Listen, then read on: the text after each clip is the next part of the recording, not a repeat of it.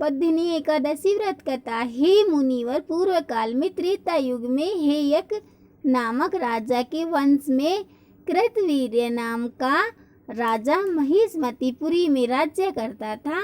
उस राजा की 1000 परम प्रिय स्त्रियां थी, परंतु उनमें से किसी को भी पुत्र नहीं था जो कि उनके राज्यभार को संभाल सके। देवता, पितृ, सिद्ध तथा अनेक चिकित्सकों आदि से राजा ने पुत्र प्राप्ति के लिए काफी प्रयत्न किए, लेकिन सब असफल रहे। तब राजा ने तपस्या करने का निश्चय किया। महाराज के साथ उनकी परम प्रिय रानी, जो इक्ष्वाकु वंश में उत्पन्न हुए राजा हरिश्चंद्र की पद्मिनी नाम वाली कन्या थी, राजा के साथ वन में जाने को तैयार हो गई। दोनों अपने मंत्री को राज्यभार सौंपकर राजसी वेश त्याग कर गंधमादन पर्वत पर तपस्या करने चले गए। राजा ने उस पर्वत पर 10,000 वर्ष तक तप किया, परंतु फिर भी पुत्र प्राप्ति नहीं हुई।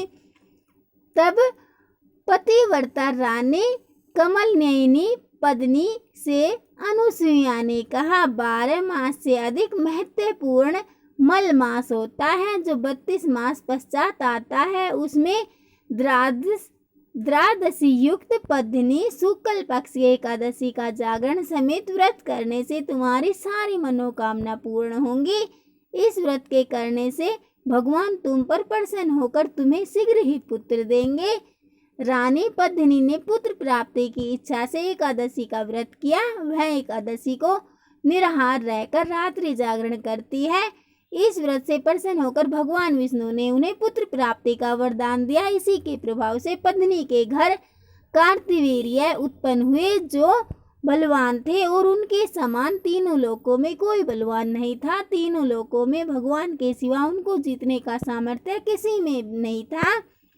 सो हे नारद, जिन मनुष्यों में ने मल मास शुक्ल पक्ष एकादशी का व्रत किया है, जो संपूर्ण कथा को पढ़ते या सुनते हैं, वे भी यश के भागी होकर विष्णु लोक को प्राप्त होते हैं। तो बोलो श्री विष्णु भगवान की जय।